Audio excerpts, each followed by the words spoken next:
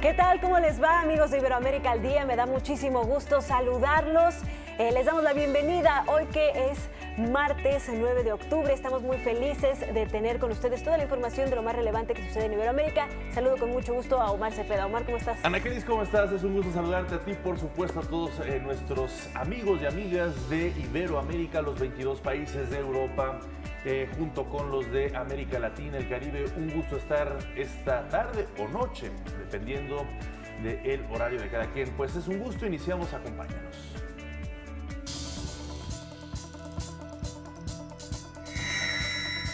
El Fondo Monetario Internacional disminuye pronósticos para el crecimiento mundial. En nuestro reportaje especial hablaremos de las medidas para erradicar las diferentes formas de violencia contra las niñas. Termina la 13ª Conferencia de Ministros de Defensa de las Américas. En su segundo informe anual, el Fondo Monetario Internacional prevé una reducción de 2 décimas en el crecimiento económico global para este año y el año siguiente, quedando en 3.7%. Esto se debe al deterioro de las expectativas para la zona euro, el Reino Unido y las economías emergentes de América Latina. La crisis económica en Argentina dejará un descenso del Producto Interno Bruto del 2.6%, mientras que Brasil crecerá solo 1.4% como consecuencia de la inestabilidad política. Gracias al acuerdo alcanzado con Estados Unidos, Canadá y México cierra el 2018 con un aumento de 2.2%, pero con la entrada en marcha de este tratado en 2019, se espera que su crecimiento sea una décima menos de lo esperado. Para Venezuela se presentan cifras alarmantes de contracción del PIB con un 18% por debajo del año pasado. En contraste, las economías en ascenso son Chile con 4%, Perú 4.1%, Bolivia 4.3% y Paraguay 4.4%. Con estas cifras, el crecimiento de Iberoamérica será menor al que se tenía previsto en el informe anterior de este mismo instituto, del Fondo Monetario Internacional. Y precisamente para ayudarnos a entender y darnos más detalles sobre las causas y consecuencias de esto que acaba de informar el Fondo Monetario Internacional, nos da mucho gusto y le agradecemos mucho que nos tome la llamada el doctor Gregorio Vidal del Departamento de Economía de la Universidad Autónoma Metropolitana de México. Doctor, muchísimas gracias por tomarnos esta llamada, este enlace para Iberoamérica al Día. Y bueno, en ese sentido iría la primera pregunta que me gustaría plantearle, que sería: ¿cuál cree que son las principales causas de este crecimiento pues por debajo del esperado de la región y cuáles serán las principales y más cercanas consecuencias? Bueno, creo que para la región latinoamericana se está gravitando con fuerza lo que está pasando en los mercados financieros globales. Fundamentalmente el hecho de que una gran cantidad de países que integran el G20, destacadamente los Estados Unidos, han estado aumentando la tasa de referencia. En el caso de Estados Unidos, la tasa que cobra la Reserva Federal, que orienta todo digamos, las tasas de interés en ese país. Entonces, eso está endureciendo las condiciones del crédito a nivel mundial, y nuestros países, las mayores economías de América Latina, México también, son, digamos, muy afectos, necesitan recursos del exterior para que la economía funcione, y en ese contexto pues hay incertidumbre, no se toman decisiones de inversión y se debilita el crecimiento de las economías. Me da mucho gusto saludarlo, profesor. Me gustaría preguntarle qué consecuencias o qué tanto afecta en estos desbalances económicos, incertidumbres, crecimientos desproporcionados, las realidades políticas, sobre todo estas elecciones que hemos estado atravesando en diferentes países de la región iberoamericana. ¿Qué tanto impacta en estos pues en estas perspectivas como la que ofrece el Fondo Monetario Internacional? Bueno, creo que hasta la fecha no ha habido en el caso de los tres importantes países que han tenido ya elecciones, aunque en el caso de Brasil todavía no es definitiva, pues no ha impactado negativamente. En Colombia ganó un candidato que en todo caso representaba en muchos sentidos una continuidad con el gobierno de Santos, y probablemente un endurecimiento en temas del trato del asunto con las guerrillas en ese país. Sí. Pero bueno, no se afectó. En el caso nuestro tampoco, y mucho menos en el contexto en el que se termina resolviendo la negociación de esto que se llama un nuevo acuerdo de Estados Unidos, México y Canadá. Entonces no hay una afectación negativa. Y en el caso de Brasil, la reacción inmediata después de los resultados de la primera vuelta, en términos del el real, la cotización del real, y cómo reaccionó la Bolsa de Valores en San Pablo, Brasil, pues fue muy positiva. Entonces, ahí no hay afectaciones, ¿no? Claro. Más bien, hay problemas de otra naturaleza que revelan la profunda inestabilidad en que está funcionando la economía mundial. Claro. Y la debilidad del crecimiento en los países que han estado encabezando ese proceso, porque China mismo está creciendo ahora menos, entonces que era algo que jalaba mucho la economía, por no hablar de Estados Unidos, que pues sigue teniendo un crecimiento sostenido, pero no particularmente relevante. Claro. Y bueno, precisamente en ese sentido, doctor, ¿cómo vería la perspectiva a futuro de la economía de la región de cara a pues la entrada en vigor o la puesta en marcha de otros acuerdos que han variado por la perspectiva proteccionista de los Estados Unidos, como lo es, por ejemplo, el recién, pues de alguna forma, pactado acuerdo entre México, Canadá y los Estados Unidos, o el Tratado Transpacífico, donde también Estados Unidos no va a estar participando? Sin embargo, pues se planea que se lleve a cabo con las demás naciones. ¿Cómo ve que esto pueda afectar en el crecimiento a futuro de la región? Bueno, en el caso del nuevo acuerdo de México, Estados Unidos y Canadá, pues ya se ha señalado, es realmente un acuerdo que establece más restricciones para que otros ingresen en la zona y puedan participar. Exacto. Por eso se le ha calificado de proteccionista, lo que significa que la economía mexicana se va a encerrar más con la economía estadounidense, si no se hacen cosas de otra naturaleza, pero si sigue esta inercia, gravitará más Estados Unidos en México y el funcionamiento y el comportamiento de la economía de nuestro país dependerá más de lo que pase en Estados Unidos, a diferencia de lo que puede haber en América del Sur, por lo menos en las dos mayores economías de América del Sur.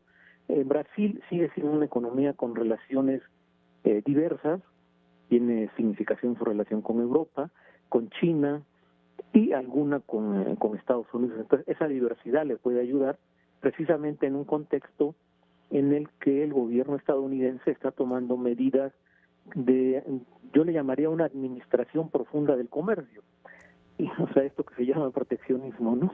Sí. Y que han generado tensión a nivel global, es uno de los elementos que está gravitando en la incertidumbre que se tiene en el conjunto de la economía mundial.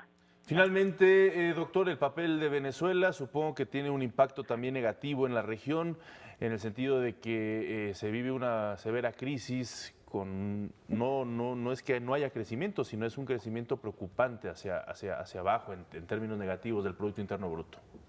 Sí, bueno, habrá que decir que ya es una economía que tiene un cierto tiempo funcionando de esa manera, con esa dinámica, ¿no? Sí. Ahora, globalmente no tiene mucho impacto porque finalmente no es una de las grandes economías de la región.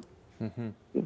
O sea, en tamaño económico, para determinar la dinámica del conjunto de la región, sí es importante para algunas economías medianas y pequeñas que habían tenido relaciones importantes con la economía venezolana. Puede ser el caso de Bolivia, Ecuador, algunas del Caribe y centroamericanas. Ahí sí hay una afectación sin ninguna duda, pero es con esas características. El impacto global de América Latina realmente lo definen sustantivamente Brasil, México y Argentina, en ese orden, y después probablemente Colombia y Perú sean más significativos, ¿no? Entonces, ahí la situación es diferente, sin señalar que hay problemas, ¿no? La economía argentina en particular, ya lo señalaron en la nota introductoria, está pasando por una situación sumamente grave, porque pues también la recesión puede ser mayor a cualquier elemento que se esté pensando. La inflación está incontrolable, la devaluación, en fin, es un completo desastre la economía argentina. Claro. Pues muchísimas gracias, doctor Gregorio Vidal, del Departamento de Economía de la Universidad Autónoma Metropolitana de México, por ayudarnos a analizar estas perspectivas nuevas del Fondo Monetario Internacional. Le mandamos un fuerte abrazo. Muchas gracias y igualmente un abrazo. Hasta pronto.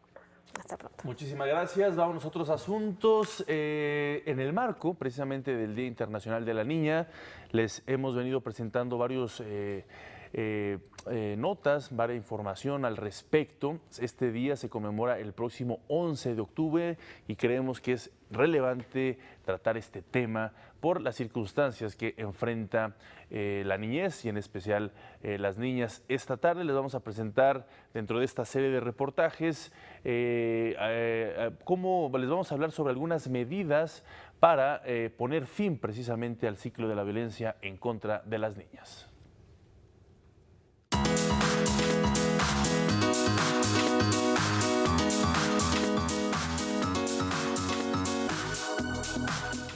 La violencia en niñas ha sido manejada durante décadas como un asunto privado, debido a que los padres, conforme a la ley, son los encargados de su cuidado, protección y enseñanza. Las costumbres y tradiciones se van pasando de generación en generación y dan las pautas para estereotipar el rol que desempeñan las niñas dentro de una sociedad. Estas prácticas a menudo son usadas para justificar la violencia. Unless we confront the reality each infuriating statistic represents, that the life and rights of a child have been violated, we will never change the widespread belief that violence against children is both normal and permissible. It is neither. Los maltratos van desde las relaciones abusivas de poder, castigo corporal como método de disciplina, abandono o negligencia, matrimonio precoz, mutilación genital, la explotación laboral y sexual, crímenes contra la honra y abuso psicológico. Estos tipos de violencia ocurren en los hogares, las escuelas, en parques y en las calles. De acuerdo con datos de la UNICEF en su informe 2014, Ocultos a plena luz, realizado en 190 países, documenta la violencia contra las niñas, donde 130 millones fueron mutiladas en sus órganos genitales, 120 millones han sufrido abuso sexual y 84 millones han sido forzadas a contraer matrimonio. The report also goes so far as to say that there are aspects of violence in schools, in homes, on the streets, in institutions, so it really gives us a very, very full picture of what's happening. And again, we link it to the program document because it's important that we don't simply go away with the message that violence is everywhere, we live in a horrific world, but in fact to say there are tried, true, measured, evaluated solutions. La violencia tiene un efecto grave en las niñas, como diversos tipos de trastornos conductuales y emocionales, disminuyendo su potencial, problemas de salud, por ejemplo, la desnutrición, consumo de estupefacientes y alcohol, embarazos no deseados, enfermedades de transmisión sexual, homicidio, es decir, daña su bienestar social. Incluso, en casos severos, acaba con la vida de los infantes. De acuerdo al artículo 19 de la Convención sobre los Derechos Humanos del Niño, se pide la adopción de medidas legislativas, administrativas, sociales y educativas para proteger a los niños y niñas contra toda forma de violencia y abuso. Los gobiernos deben de garantizar la disminución de la naturalización de la violencia en contra de las niñas y brindar oportunidades para impulsar el crecimiento y empoderamiento de las mismas. Para Iberoamérica al Día, Stephanie Velázquez.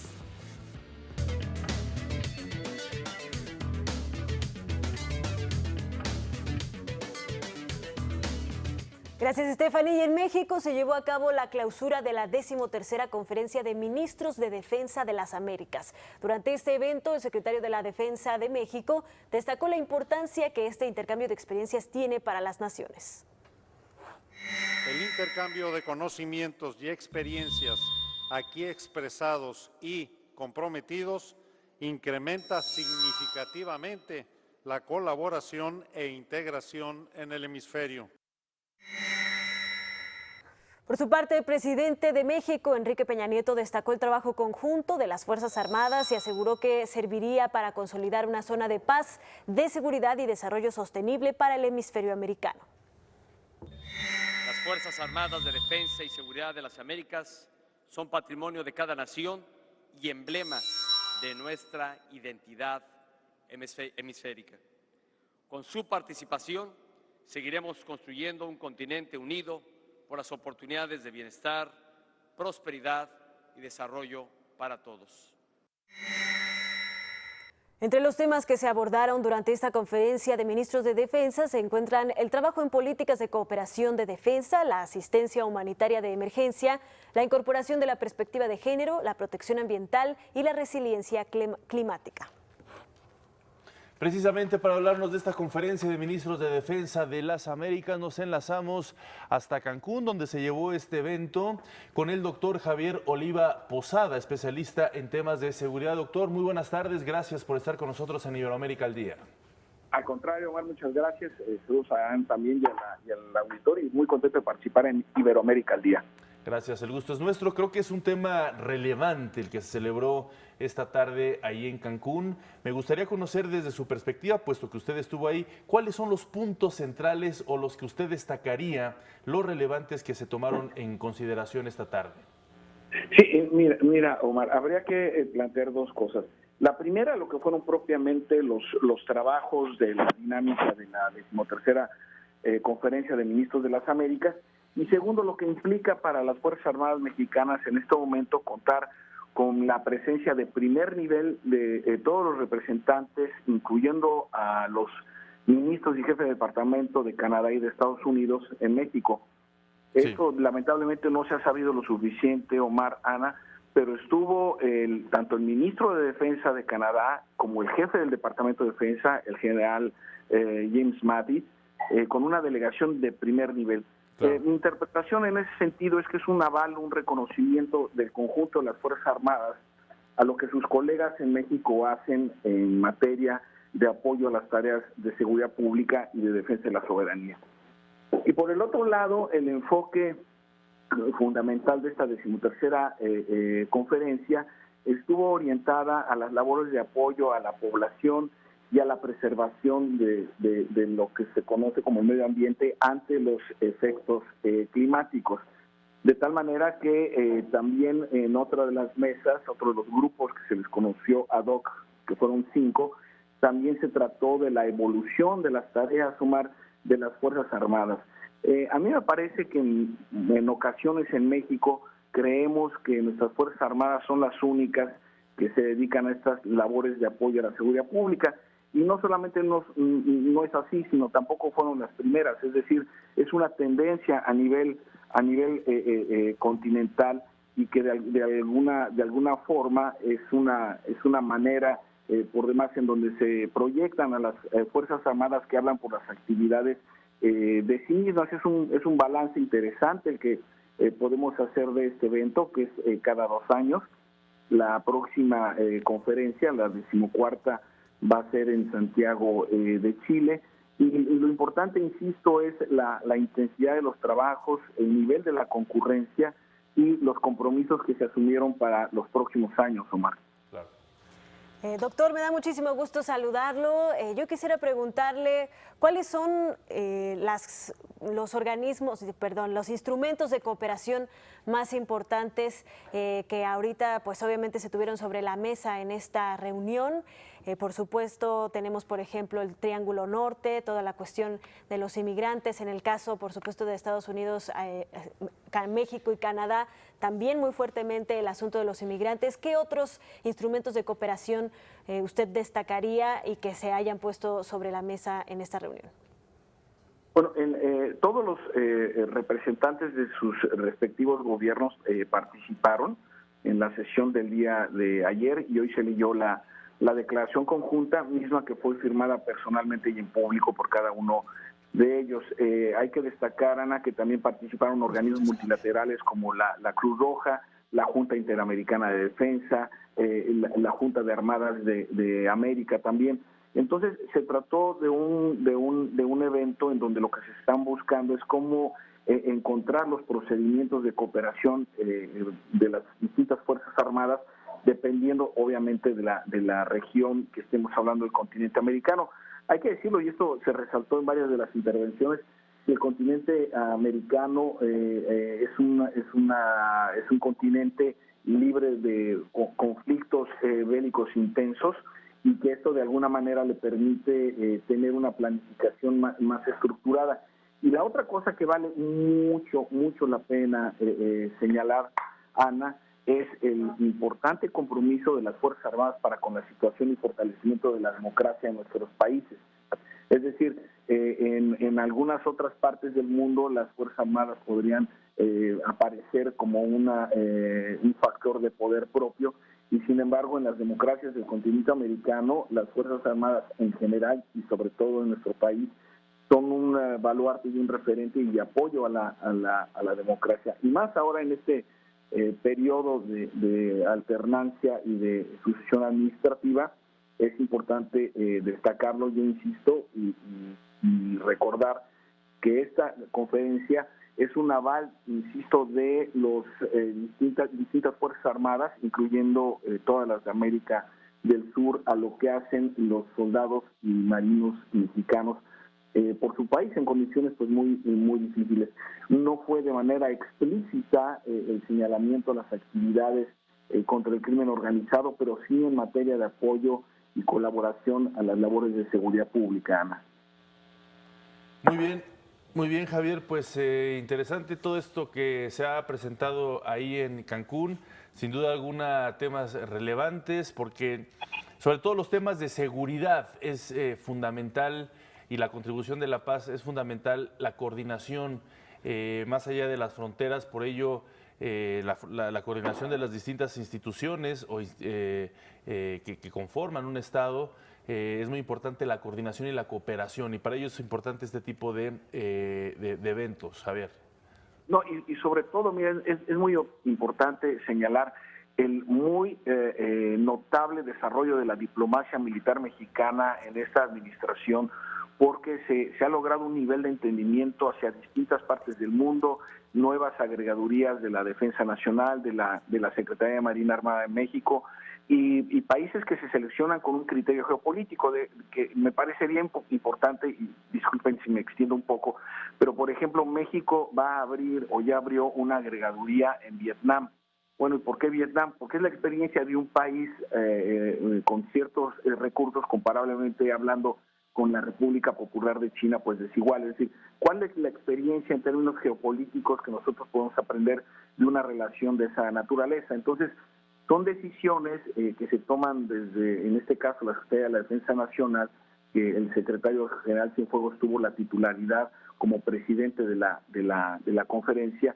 Entonces, la diplomacia militar mexicana ha alcanzado niveles verdaderamente inéditos, y que lo deseable es que en el cambio de gobierno esto pueda continuarse e incluso profundizarse, de tal manera que esta experiencia que se está viviendo ojalá y pueda ser analizada al detalle por los especialistas en estos temas, y que las lecciones aprendidas en estos 2 días de intenso trabajo pues puedan ser incorporadas ya como políticas para los próximos años, Omar.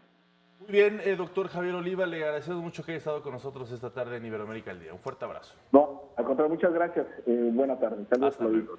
Gracias. Y les presentamos una cápsula, como todos los martes, que nos envía la Organización de las Naciones Unidas sobre el trabajo de un fotógrafo en esta ocasión y su experiencia cubriendo a los diferentes secretarios generales de la ONU.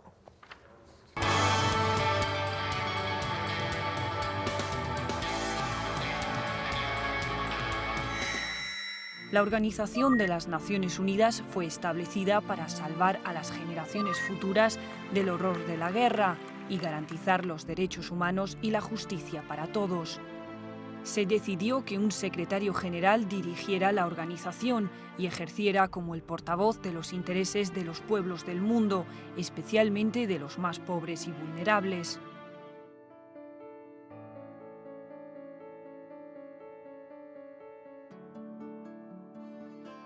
John Isaac, que formó parte del personal de la ONU durante 30 años, trabajó con 5 de los secretarios generales.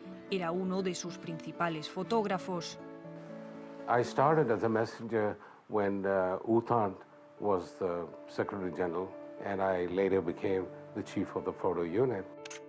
John viajaba a menudo con los secretarios generales. Su primer viaje de trabajo fue con Kurt Waldheim. I got one of the early assignments to travel with him to Vietnam, so when he went to Southeast Asia. John también se acuerda del secretario general Javier Pérez de Cuellar.